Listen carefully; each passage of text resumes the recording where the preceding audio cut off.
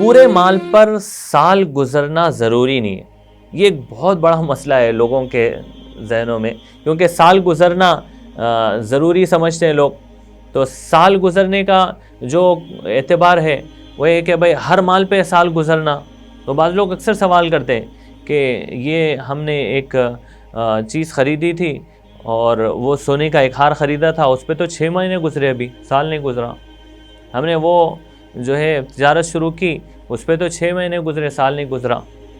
تو شریعت یہ کہہ رہی ہے کہ اگر میں مثال کے طور پہ نصاب کا مالک ہو گیا تو نصاب یعنی زکوٰۃ نکالنے کی ڈیٹ پر جتنا مال میرے پاس ہے، روپیہ، پیسہ، مال تجارت، اکاؤنٹس میں، ساری چیزوں میں جتنا بھی ہے سب پہ زکوٰۃ فرض ہو جائے گی.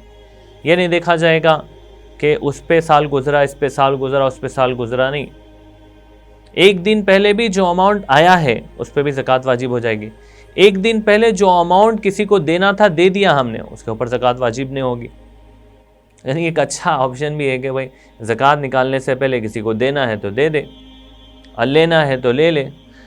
تو زکوٰۃ نکالنے کی ڈیٹ پر جتنا مال ہے سب پر زکوٰۃ فرض ہوگی.